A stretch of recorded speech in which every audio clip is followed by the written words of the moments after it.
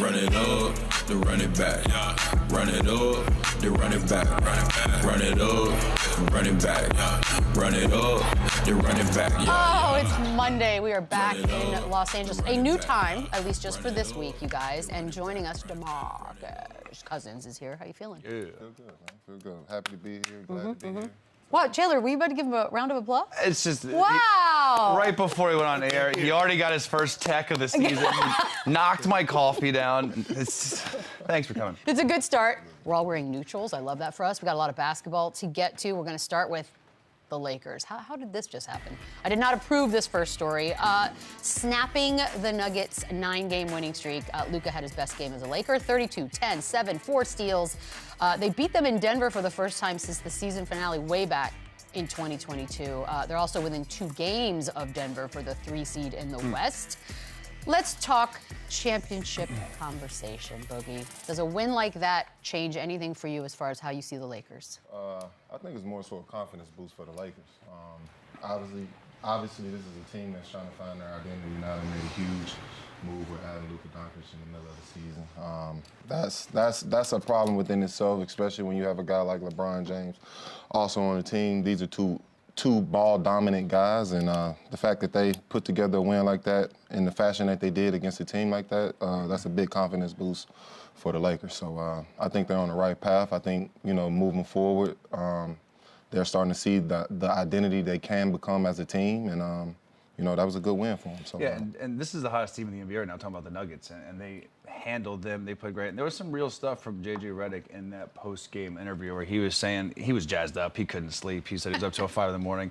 And a win like this, does it make the Thunder any worse or the Celtics are less, favored to win a championship? No, but this does give belief in that locker room that if we can play like this is a film session that they can look back on and be like, if we play like this, if we give this type of effort, if we are all collectively on the same page like we were that night in February against the Nuggets, we can beat anybody. So I think this did just show that this trade is working. We now have our guy going forward. Everyone's going to start developing this chemistry and getting used to each other because they looked great. They looked like a championship team that night. Does that mean they're going to win it all this year?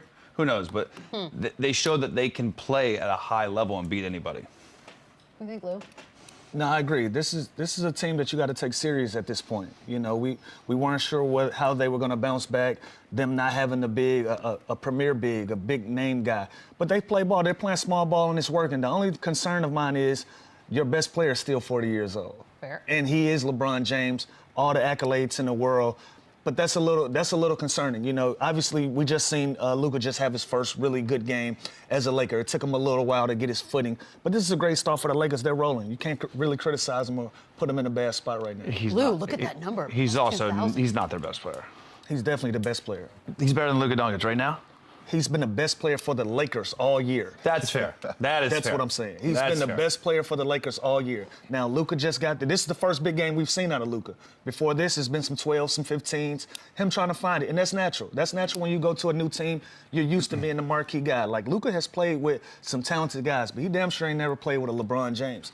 That's an adjustment period. That type of thing takes some time, and it's taken some time. So this is his first 30-point game as a Laker, but up until this point, LeBron James has been the best player on that team. And to your point too, even J.J. Redick said after the game, like, welcome back, Luka. Like this is why we made the trade for this. And even his first game, if you go back to his first game as a Laker, LeBron said, Luka, don't fit in. And you can see he's been a little passive early on. He's trying to get everyone involved. He's trying to make the right play instead of just being Luka. The Luka magic we've seen in Dallas, this is, like Lou just said, this is kind of that first, like, okay, yeah, this is our guy.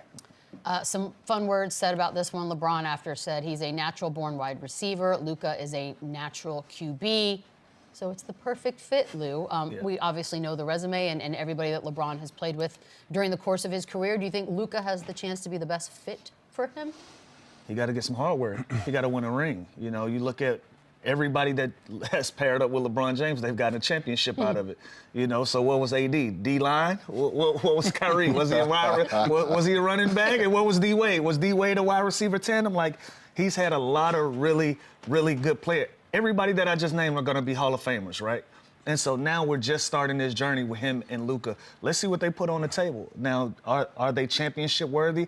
There are different spots in their careers where they're going to compete for championships, but he's got hardware with these other guys. So ever is going to be a lot because I don't think you're going to be able to put the body of work together that he's been able to put together with the other guys. You know, we're looking at LeBron playing for another year, 2, however long, but you know he's had legacy years with some of these other guys, so I don't know if they're going to have the time to even build that type of legacy together. And as good as LeBron's been too this season, he's still 40 years old. Like with D Wade, with Kyrie, this is LeBron James in his prime. Like now Luka's getting him at the end of his career, which is still dominant and still unbelievable, but. I know LeBron's saying he's a wide receiver. LeBron James is a quarterback. He makes everyone around him better. He sees the floor. He, as well, has been criticized for being almost too passive at turns, especially at the end of the game. So I think you have two kind of quarterbacks here, but I understand the kind of like what he's saying there, where let Luka kind of run the offense, run the field, and LeBron James, he's smart enough, he's good enough to just to fit in and make it work regardless. Smart enough, good enough.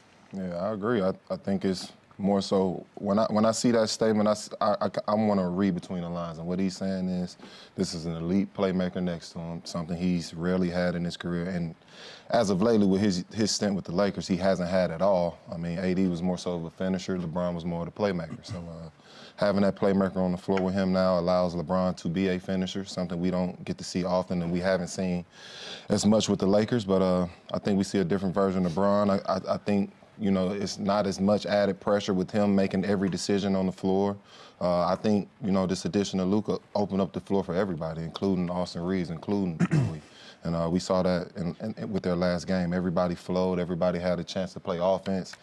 And, you know, I think that's more so what that statement means. And even in the beginning of the season, remember, LeBron said, this is Anthony Davis's team. Yeah. So he is comfortable at this point of his career taking a back seat. He's still dominant. He's still LeBron James. But he, like I said, he is wise enough to understand, okay, moving forward, this is Luka's team. He even said this year about Anthony Davis. And Anthony Davis had a hell of a year, too, before the injury went down. So he's just also instilling that other player who's in that star role on his team. And that's what I mean about that's my only concern.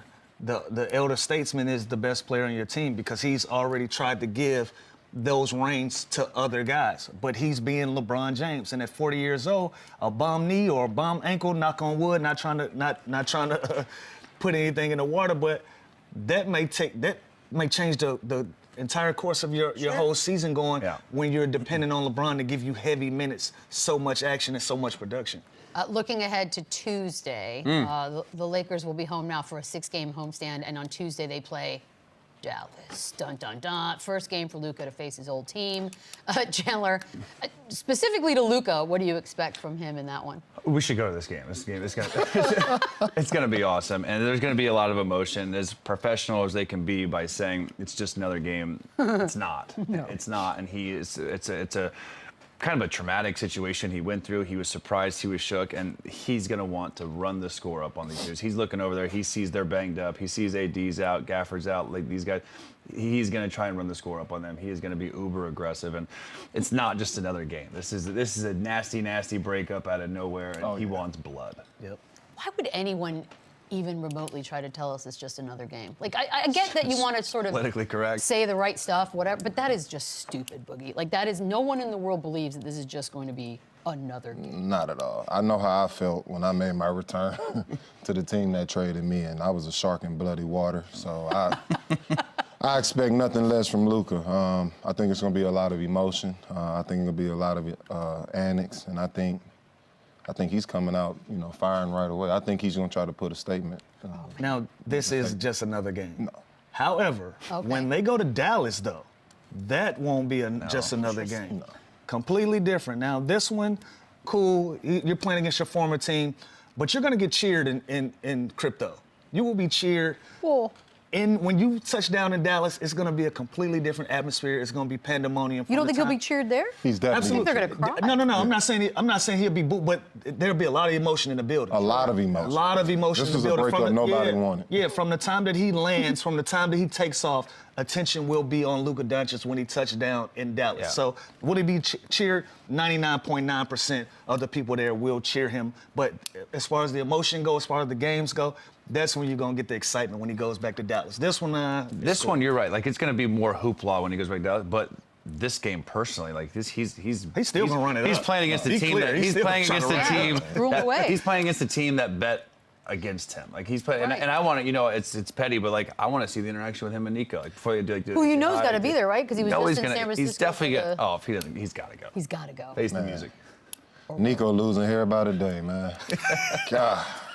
I want to see that. I want to see like it's like the Tatum Steve Kerr thing. Did they say hi? Were they going to talk? Come on over. Like, time. By the way, there was something over the weekend that was kind of interesting, Boogie. It's PR. It's all PR, and it's been a disaster for Dallas from the minute this entire thing went down. But there was a video, and there was some controversy around it initially because when you watch the video, it looked like they had censored Luka out of it, or that they'd taken any sort of reference or memorabilia out. Now, they're saying that the players censored were not Luka, but they took the video down nonetheless. It's a runaway train. How could you handle this worse than what they managed to do so far? I just think they're in a situation where they're damned if they do, damned if they don't. This, like we've all said, like this is a situation that was never supposed to happen. This was a situation that nobody ever expected. So, I mean, you got to take the punches that come with this.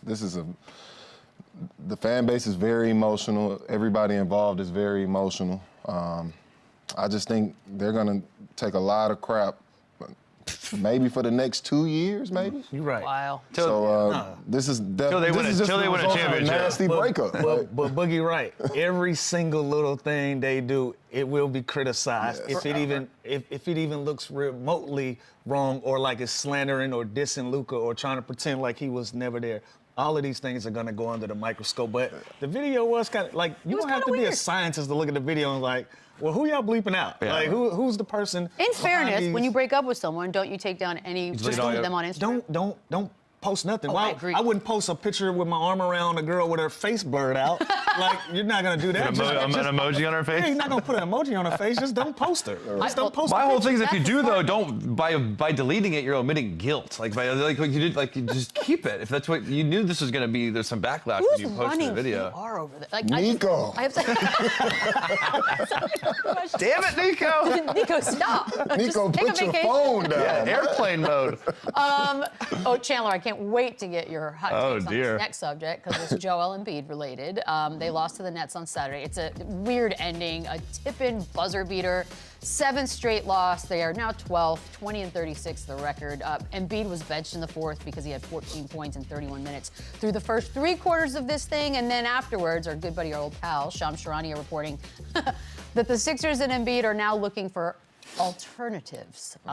Perhaps maybe surgery. Chandler, I have to start with you because what month was it that you said that on this here show? Yeah, it's tough. It's February. What is it? February 24th, and now the season's over. The season's cooked. It hasn't panned out. They've built this team to win now, and it's been an absolute disaster. And they knew about this injury. Go watch Joel Embiid play in the Olympics this summer, which whether that was fair, not fair, selfish, or whatever the reasons you want to call him, he wasn't himself. He wasn't moving himself. He couldn't move. He wasn't running. He wasn't explosive. This is nothing new. So my frustration, my concern is, this isn't something that was just going to naturally heal, right? Like this is required surgery since October. It's now February 24th. Your team is buried. You're not going to make a run in the playoffs. PG's been up and down. You lose the rookie of the year, Jared McCain, that was running away with that. So this isn't like a full-blown panic tank. This is a dumpster fire. This season might be, but you now sit Joel Embiid, get him ready so next year he's in shape, he's fixed, not just managing this knee. He needs surgery. Let him do the proper things. Give him the whole offseason, get ready. And then guess what? You come back next year with a good pick because you're not going to win a lot of games the rest of the year. And you have your full core coming back with Maxey, McCain, Joel, PG, and you're healthy. That team healthy is good. This product that we're seeing every single night, not good. You know, I come from a different era of the NBA, so I'm a disagree, Chandler, because I remember there was a time, if you can play, you played.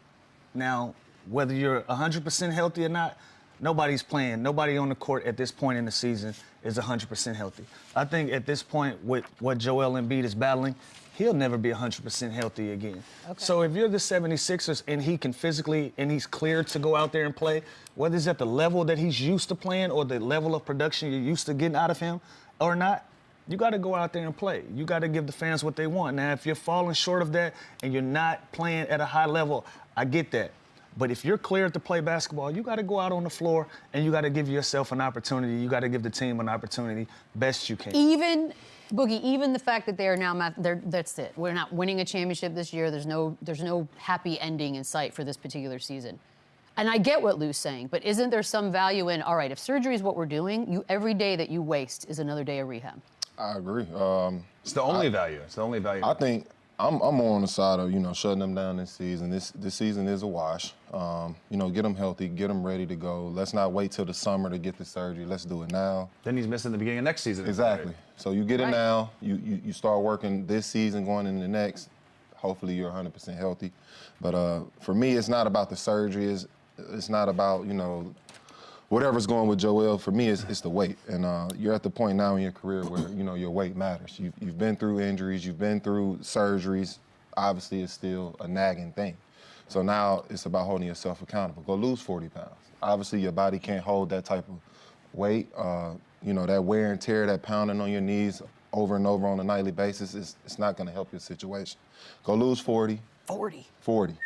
I think you should lose 40. It's you being at that size and weight in the league today, it doesn't really help you. You don't have to go out there and be this huge physical guy anymore. This is a real thin league. It's about moving up and down, moving side to side. It's not about, physicality and bruising. So go lose 40. I think he still remains that dominant player. He's more of a finesse, jump shooting type big now at this point in his career. So losing that 40, I think it helps him. It helps with his quickness. It helps with his explosion, his ability to get up and down the court. So I think that's where he's at in his career. I mean, even Tim Duncan did it at a certain point in his career. Started having knee injuries. He dropped weight, and it helped. Makes sense. And it helped him, further his career. So I think that's where Joel is at right now in his career, and it's on him to right this ship. And it's probably frustrating too for the fan base, and because you'll see some games where he does get going and he cooks and he dominates and he looks like that MVP from 2 years ago. Just knowing what I know and what they know, it's not getting better, right? And it can get worse. So it's, again, like Michelle said, every day that goes by, you're now smoking next season and the beginning of training camp and everything. You could have eliminated that. He could have already been like 2 months post-op if he just did it in the beginning of the season. But I get it. This team is built now and healthy. They're thinking, what if we do get in the play-in right now and Joel is magically healthy? It's just not going to ever happen until he has surgery. Magically is a tough word to take seriously when you're talking about medical issues. But this is where things got a little bit interesting for me, Lou, because Paul George, after this one, said that drugs help. He's talking about injuries, right? He went on to say the best thing for the injuries that Embiid currently has is reps, and suggested that playing through it perhaps would be the body adjusting at some point. Now, I find this interesting from a teammate, Lou. Are we reading too much into that it feels a little negative? I think because I think he's speaking in the terms of if he's going to continue to play, how can we remedy this? How can we find a remedy? Because he's not going to sit, right? Like, if they're going to shut him down, let's just shut him down. But if he's going to continue to play, we have to find the best route to do so. So drugs help, and I think that was, when people hear drugs, they go crazy. But yeah, like there's legal drugs out there. You got a lot of different things you can do. But if you're Joel Embiid, I don't want to speak for Paul George, but I just feel like he's saying we just got to find the best case scenario if you're going to continue to play, if you're going to continue to suit up. Chandler just mentioned it. Some games he looks like Joel Embiid, some games he's inconsistent, and you want to find that middle ground. So if you're Joel, if you're Paul George, the 76ers, he's going to continue to play. So what is the best way to go about that? I think that's what Paul was trying to get across, not necessarily taking a negative stab at his teammate. And by the way, I think he means like drugs help, like PRP, and like go to Germany and do Regenikine. There's different resources that are out there that are available. Well, no, you can't do that right now. He's saying now to get through. Like, what is this, Varsity Blues? Get a Toradol shot and put him in the game? Well, listen. Is that good for long term? You still have 4 years with this dude. I don't think they're what he has. No drug is going to help. I'll just say that. They started this season with championship aspirations. Sure. Very, very far from that mark. They're still trying to figure out what can they salvage from this season. They're telling you that. They're clearly telling you he's not going to sit, and if he does, it's going to be a complete shutdown. I think that's what we're looking at. We're looking at the future. They're looking at right now, short term, and still trying to put themselves in a position of getting a play-in. Man. He's got 4 seasons left. I'm not saying they're there. I'm telling you that's what they're thinking. That's what they're thinking. But the problem is the future is 4 years, $250 million owed. So it's like, wouldn't you rather just throw this season out? It already kind of stinks. I mean, don't you have to kind of look at, and look, I don't know, Boogie, but that's a lot of years and a lot of money. And if you're looking at it long term, which you kind of have to given those numbers, it doesn't make sense to me to sort of just keep putting Band-Aids on this wound when in reality it's going to take, it looks like, surgery, and you're just wasting time. So do you try to move him? I mean, is there a world in which you even could? I mean, with this much old for 4 seasons, I think it's hard to move him. I don't think it's many teams that are takers, but I don't think it's time to blow it up. I just think, you know, you have to make the right decision for right now. I do think this is a, you know, on paper, I do think this, on paper, healthy, I think this is a championship caliber team. It's just about them getting healthy. I like the pieces that they do have. It just hasn't been a season where the planets aligned, and you have seasons like that. But I don't think this is where they blow it up or start looking to, you know, make moves. I think you give it one more shot at least, and get healthy. Your plan should be next season, get healthy, you know, get everybody on the right page, and honestly, just work on getting an early start for next season. Yeah. I think that's where their mind should be. Listen, losing 7 straight, we're having this conversation. But imagine if that was 7 straight wins, right? Completely different tone in this conversation about what Joel Embiid is doing. Like, granted, last year, he averaged 35 points a game. He's still averaging 24.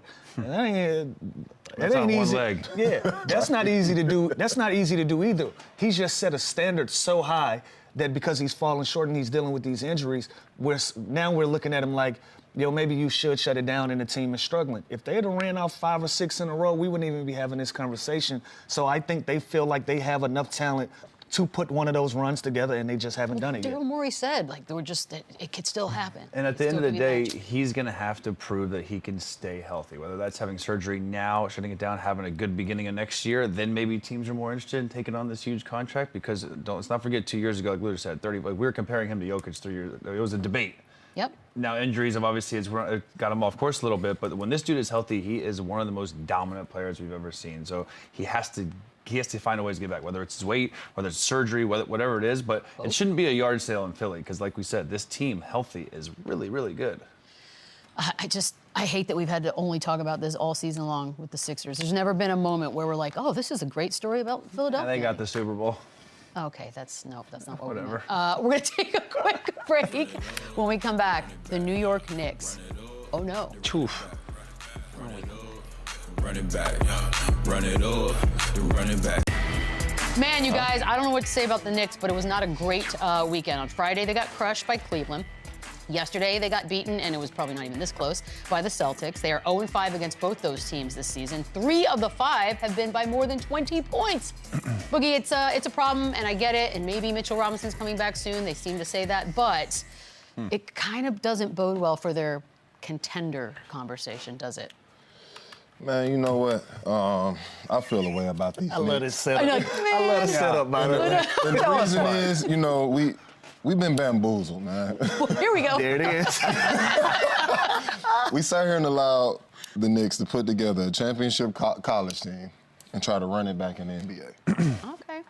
And when they initially did it, we thought it was a good idea. And now we look at it and, you know, they look like an average team. And, you know, I hate to be, you know, rude or upfront or blunt about it, but that's literally what it is. I think they have a talented starting 5. So let me say that, but it's just not enough.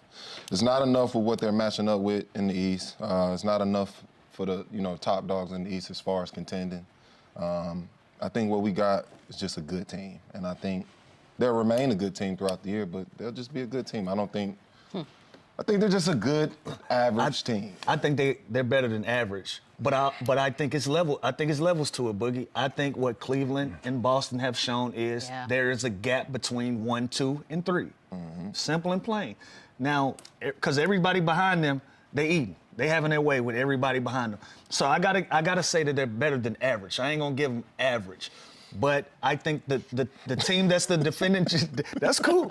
But I think the team that's the defending champion and the team that legitimately is going to be a competitor for them to compete for that championship have shown there's a big gap between us and everybody else.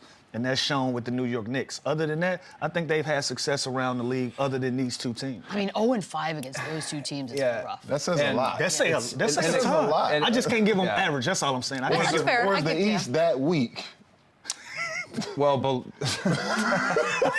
here's the thing. I also saw that they're 0-7 against the top 3 teams, so maybe they're including the Thunder or something like that too. They probably lost the Thunder twice. So do you give them credit for handling their business and beating the mediocre teams, or do you kind of look and come playoff times, they're going to have to go through these two teams that they're 0-5 against? And 3 of these games have been, I don't want to curse, butt whoopings. So I'm proud of you. So yeah, they Great could discipline. So yeah, they could be a good regular season team and beat up on the Wizards and the Raptors and collect a lot of wins. But if you are winless against the teams you have to go through come playoff time, that is a glaring concern. Yeah. That is tough. And look, obviously, when we talk about a Tibbs team, there are certain, his MO is very much known. And in this particular one, he did put Cat back in the game, 4 minutes left.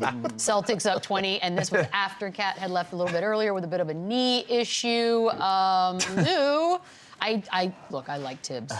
This is a tough one. You know what, though, Beadle? I think this was just a check down, right? Like, Boogie and Chandler can attest to this. Sometimes when you're up big or you're down big and you're one of those guys and you got a big stretch of games coming up, you got to find your rhythm. You got to find a groove.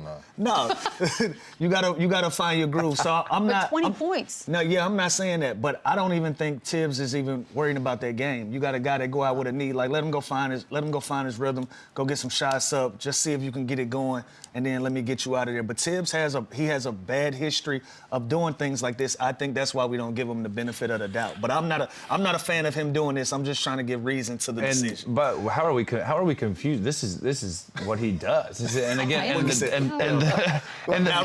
Knicks, they're not the deepest team in the world, right? They're not the deepest team. They're usually 6. Like it's so. I mean, he's coaching the guys that he trusts. That's what he does. This was a little ridiculous, right? The game's over. Like the guy was literally in the locker room before, like getting us checked out, throwing the towel. But again, this is his style. This is what he does. He's not changed for anybody, and he doesn't have the deepest team. He has 6, 7 guys he's going to play. Maybe Mr. Robinson's going to be more consistent. Yeah, like. But I mean, this is who he is. This is who he's been. I tried Tibbs. By the way, is it Tibbs or Thibs? So it's I'll tell you what it is. Thibodeau, which I never will say. That's like I have a list. Short, it's Thibodeau when it's long. So it's Thibs. That took a turn. No, it's technically Tibbs when it's the shortened version.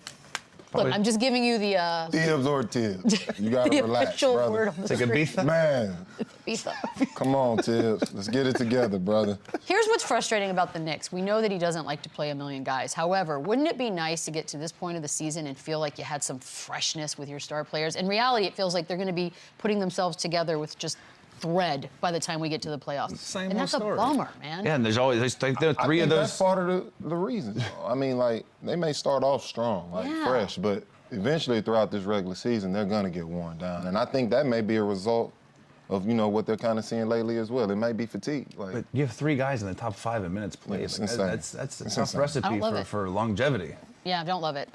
Warriors had a nice little weekend, though. They beat the Kings and the Mavericks. Both those games were 20-point-plus blowouts. 5-1 now. Don't with Jimmy look now. Butler. Do not look now, 30 and 27 Lou. on the season, 9th in the West, but a game and a half out of the 6th spot, which, of course, is what they said was the goal. Boogie, the Jimmy Butler experience, we knew it would be nice at the top, but contenders, no, right? I was thinking about it. You did think about it, huh? Originally, I thought they got better. I didn't think this was a move that would, kind of put them over the hump. But, I mean, you hear the way their leaders of the team are talking. Draymond is saying it's a championship. Steph is playing with, confidence we haven't really seen all year. So, obviously, this Jimmy Butler trade put a spark in this team. Their expectations have definitely risen. I think it was a good move in the end. And I think you got to give credit to that front office for, having the balls to make that move. It was a lot of controversy with Jimmy. It was a lot of, concerns. And, they overlooked all that and looked at it from a basketball perspective. And obviously this worked. So I think, this brought life to this Warriors team. I think, they're on the right path right now. Do I think they're a championship team? That's still hard to say. I think I need to see, more play from this team. But as of lately, they look great. And, 2 defenders like Jimmy and Draymond on the floor together, I mean, that's a What nightmare about for any this? team. OKC obviously having one hell of a season. But the playoffs come around, and they have to face a team like the Warriors with all that experience. It's a tough matchup. What are we doing here? I'm scared. Okay. I'm scared. And if I'm 1 or 2, I'm low-key ducking. Let's lose a couple games, see if we can get another team in that first round. But any team with Steph Curry in the first round, I'm scared. And by the way, this is the honeymoon phase right now. They're 5-1. They're winning games. There's no drama. You're not hearing any locker room issues. They're fitting in, right? And I got to give credit to Mike Dunleavy Jr. because, like DeMarcus said, this is a big move to make. And then not only do you make the move, you lock him up for 2 more years at least. So you can't just walk in free agency. And they're winning. So even if they got better, they didn't get better. This team in that locker room, they think they got better, and they have this new belief, this new sense of hope that they can actually compete now and they can beat anybody. And they are. They're playing well.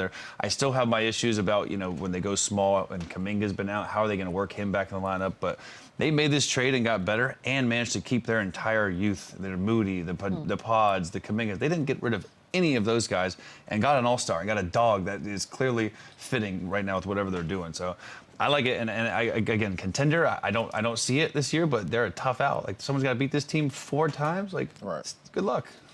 Look at those numbers, Lou. Plus 4,500. Those are Lou numbers, right? No, we like it. It's worth $10. Just if you want actual data to support it all, before Jimmy got there, Steph was averaging 23. He's averaging 29. Jimmy's thrown in 20 points since he got there. Man. It's kind of funny to even talk about the resurgence of Steph Curry, Lou, but here we are. How big has it been? It's been great. Jimmy brings something to the table that Steph hasn't had. He has somebody that can slow everything down in the half court. When you're chasing Steph Curry around, you can throw it in the post. Not only can you throw it in the post, you got somebody that's going to draw free throws, that's going to slow the game down. That's something that they've never had before. Like, other than that, you have guys in that position that are going to be screeners, they're going to be role players. Now, Jimmy is somebody you can give him mid-post right here, as you can see, getting to the rim. Never had that before. He's never had somebody to play and to slow the game down, to take so much pressure off from inside of the three-point line. Obviously he and Clay, Splash Brothers and all that, that's the three-point line. But in half court, when it's really game crunching time, I'm trying to watch my language here, when it's crunch time to win games, you can throw the ball to Jimmy 16, 17 feet away from the rim and take pressure off of Steph. You can't double, you can't help. And then once you do, you're giving the ball to number 30, he can do whatever he wants to. That's worth 6 more extra points in the game. And also, like Boogie just alluded to, is toughness, right? He hadn't had, since Andre Iguodala, they haven't had a defensive core of guys that can go out there and guard and take so much pressure off of him, and it's helped. It's a great point that Lou makes, too, because they have to guard Steph Curry accordingly with the threat that they can't just switch anymore and put a small guy, because there's mouse in the house. They're giving the ball to Jimmy Butler off the block post-up every single time they switch. So their offense is constant moving, constant coming off screens and flares. They can't just jump out on a point guard and because now they're just going to literally throw the ball to Jimmy. He's going to get to the foul line 18 times a game, and that's just another threat that Steph Curry hasn't had. So, yeah, it's the movement, it's the shooting, but this is a different dynamic that just looks like a breath of fresh air for him to have. I think we're forgetting, too, this is actually something Steph has had before, and it was Kevin Durant. And they were pretty good. Yeah, and we saw the results of that. And I'm not saying Jimmy Butler is Kevin Durant, but it's the same model as far as, being able to slow the game down in half-court offense and, have that option to take you home. But you had to rely on that jump shooting ability. Like, KD don't get to the line like a Jimmy Butler gets to the line. That's what I mean by not having that threat. Obviously, Kevin Durant is Kevin Durant, but KD, you're relying on jump shots the same way Steph Curry's relying on jump shots. With Jimmy, he don't have to make shots. He's gonna get 2 free throws out of it. Absolutely. And they're going back down the floor, and he's gonna defend on the other end as well. We need a video moment here because the Warriors are up 25 at this point in the game, and Draymond had himself a little show, if you will. A little nap, if you will. I had time. What? I love this. More beef, more rivalries, more, yeah. All built. It is. Yeah, more of this. No problem at all. Yeah. I have no issue with it. But when it comes back around, too, though, you can't be mad. That's my only thing. Is my boy Pat Bev responsible for the belt to ass thing? Is that originally from him? I think that's I might be speaking out of from Houston. I don't know his name. It's a Hooper from Houston. Okay. Hooper from Houston. Okay, I might be speaking out of class, but Pat Bev was one of the first people that I heard or played with.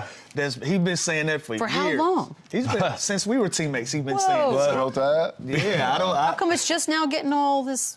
Who knows? It's been around. I've heard. I don't know. But Beadle, like you said, they're 5-1 right now. But just like Tyrese Halliburton hit the Dame time, like they're winning right now, so they can do this. But things change quickly. You don't get to get mad. That's all. So you don't get mad when they're putting you to sleep tomorrow night. But is this coming from a guy like Draymond that has been around great teams, that's been at the top of the top as far as competing?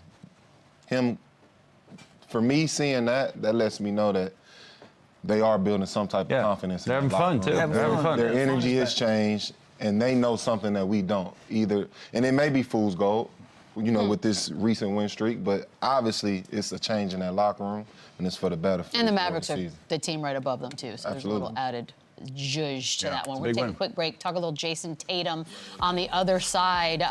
Why isn't he viewed as an all-time great? That's next. Run it back, run it up, run it back. A little bit of you buying that right now, Jayson Tatum. He wants the next generation to view him the same way they view the LeBrons, Stephs, and KDs. I hope we didn't say this out loud. Are you buying that he will be viewed as one of the all-time greats, Boogie? Will he? Probably not, and I blame, you know, the time that we're in. Should he? Yes. Okay. This has been a guy that's won since he stepped foot in the league. I don't even understand the negativity that floats around his name. Like, I don't get it. I don't see the perspective that everybody else sees. Like, this kid has been nothing but great. Like, I feel like you can start a conversation with anybody and ask, you know, how would you feel if your career started off like Jayson Tatum? That's or, fair. You know, would you like a career that started? I think everybody would say yes. Yeah. So, with that being said, I just don't understand the hate that this guy continues to receive. He's never in trouble. He's the ultimate professional. He's a great teammate. He's a winner. He's won championships. Like, what more do you want from the guy? Like, what else are we looking for? Yeah, Chandler, what are you looking for? Well, and I'm just looking at it from high school, McDonald's All-American, Gatorade National Player of the Year. I don't get it. Like, 6-time All-Star champion, All-Star Game MVP, 3rd-time All-NBA, 3-time All-First Team NBA. It's like, it's tough. He has won championship, I think, and he's poised, and they're primed to win a lot more coming up. But like, to be considered in those great, it's different. It's as a hooper, as a player, he's got it all, right? And the whole he got clowned in the Team USA somehow. Yeah, like it's somehow whatever. Maybe it's his personality. Maybe it's too nice. But maybe he's too nice. I mean, maybe that's a thing. Maybe he doesn't get the respect. He doesn't get the respect he I wouldn't deserves. be mad at it. Yeah. Okay, but what would that look like? What do you want? Jaylen Brown? Would you love Jaylen Brown? But now we're punishing him for being a good dude. Like, think about that. That's how good he is. I think he's being punished for being a quiet dude. Yeah. Tim Duncan was quiet. Like, yeah, but he was also called bored. But I think he had a guy like Popovich to speak for him. And even to this day, we still don't talk about Tim Duncan in the same breath as a lot of our legends. We still don't talk about Tim Duncan in that same breath.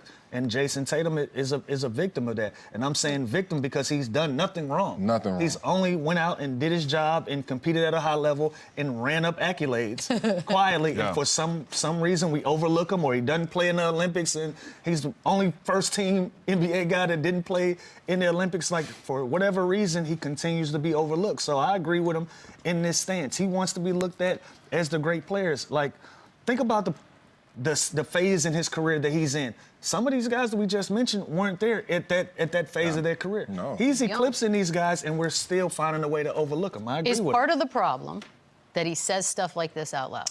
No, because again, I think this is his way of saying, I want respect. Think about the USA team. The guy that they were comparing him to as the best player on the team, Jaylen Brown, didn't make the team. And the 2 role players on the Celtics played more than Jayson Tatum. Like, that is just absolute disrespect. Like, this guy is all world, all talent. So, again, fast forward 7 years from now, are we reviewing him? Yes. And I think playing in Boston with all these traditional legends that have come before him, there's a lot of pressure, there's big shoes to fill, where he's not getting compared to the Larry Birds yet, the Kevin McHale. So those are huge shoes to fill, but he's a star. Like, what? So we controversy sells that much now that we're nitpicking this guy because he's a good dude?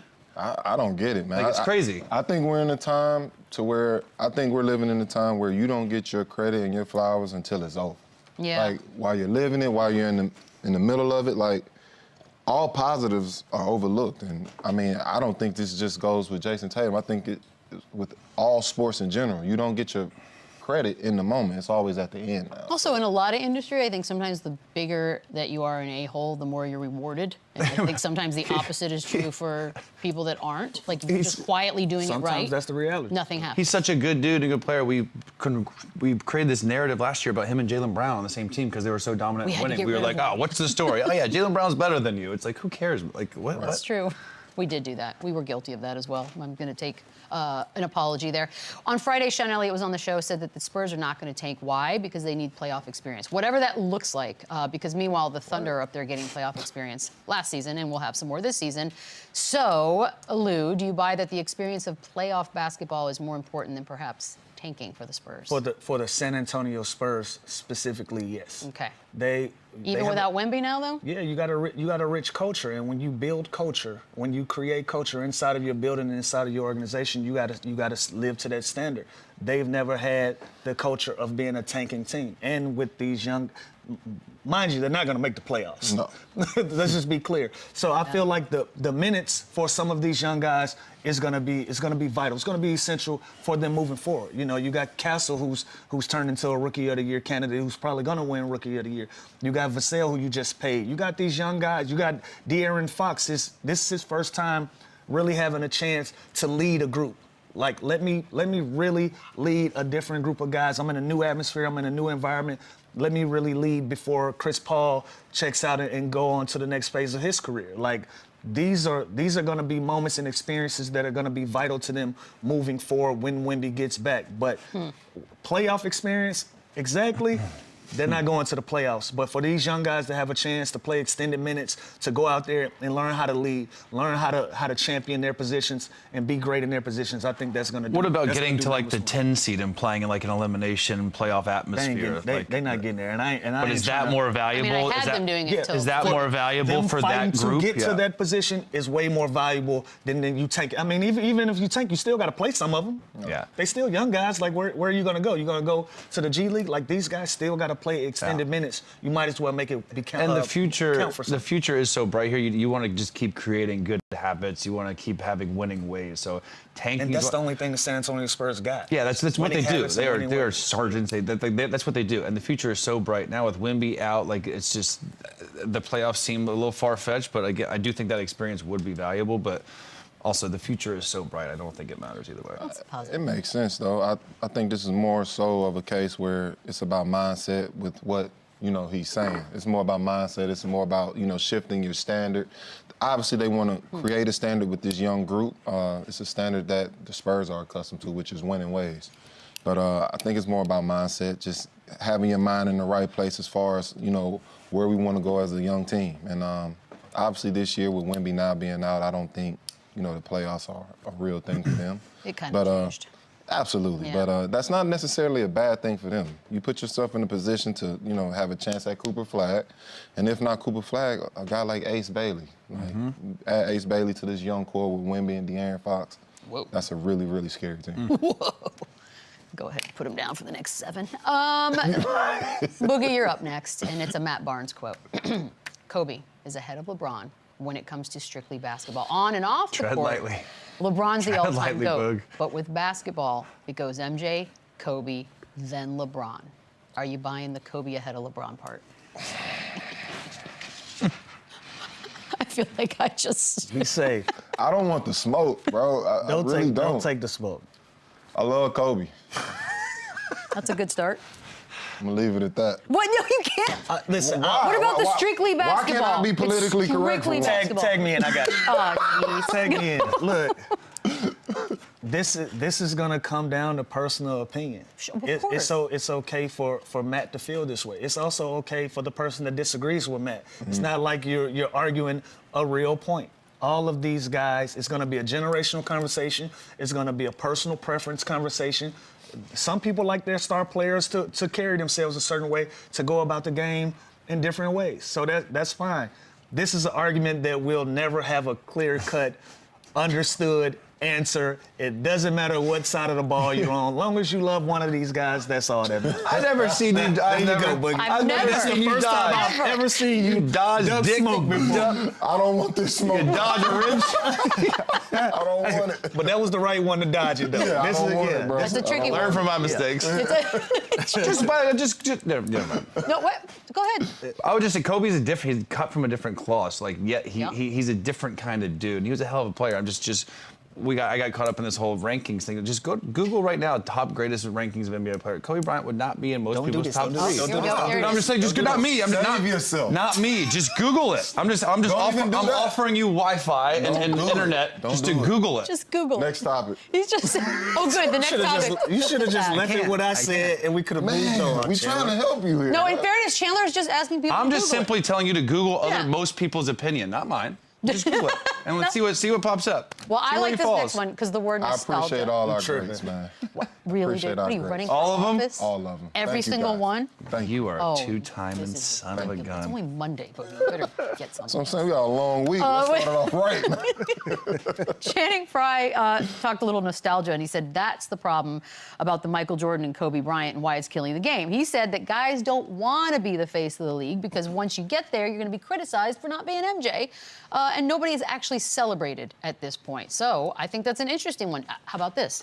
Do you agree that the nostalgia that we have when we speak of basketball is what's killing the idea of the face? I mean, I do. I said it earlier. Like, we're living in a time where you don't really get credit in the moment. You get credit at the end, which isn't how it should be, how it should go. But piggybacking off Frye, I wouldn't want to be the face. I mean, you have one bad game for a big franchise. You're getting killed on Twitter. You're getting killed on socials. You're getting harassed in public. So it's definitely a different time and age. And, you can kind of blame it on social media as well because now everybody has a platform, even if they don't have one. Yeah. So everybody has a voice. Everybody has an opinion. And everybody's opinion can come directly to your phone. So, I mean, we're just in a different time. And, it sucks, especially in, for all sports in general and for athletes in general, because you're not allowed to have your ups and downs, and that's what sports are. That's what makes it a beautiful thing, to be able to have your ups and flourish in that, and have your downs and come back from your downs. So we're just in a weird time. And that's the world we live in, right? Like, we love to boost people up. We love to make this guy the next big thing, but boy, do we love to tear them down. And that's part of the beauty of it, right? You are chasing these greats. You are trying to break records of guys who, you had posters on your wall, you had jerseys on them, but then when you fail or you don't do, like the Celtics lose in the finals this year, that's a disappointment. Like, it's a new world of expectations, and everyone has an opinions, and with social media, it's just always going to come with it. But there is a lot of pressure when it comes to this, yes, because based on our childhood and how we used to think. That's true. We did all have posters, and we didn't ever talk about the bad stuff. Social media is killing it. We'll be right back to wrap things up with some fun video. Run it back, run it up, run it back. There was a little bit of a scuffle in the game last night between Donovan Mitchell and Desmond Bain. Take a little look here at what happened. Is this anything, or is this all just... It wasn't a lot. It looked like they was just tussling over the basketball. Two strong upper body guys on lift day getting into it, and it gets worse when your teammates get involved. That's all. Just competing. But since it's Donovan Mitchell, if you're on the Cavs, do you even let him get this far? Like, do you get in there and mix it up and not allow him to be in the situation, or how does that work? This was just some good entertainment for the fans, That's man. all. You got to put a little, excitement in the game. Nothing more, nothing less. That's what I was just about to say. It's a lot about nothing. Ja Morant made it a little interesting, but after that, all of these guys were laughing, joking, shaking hands like usual. So this is not much. All right, that is it. We will be back tomorrow, 1 hour later again at 8 a.m. See you guys tomorrow.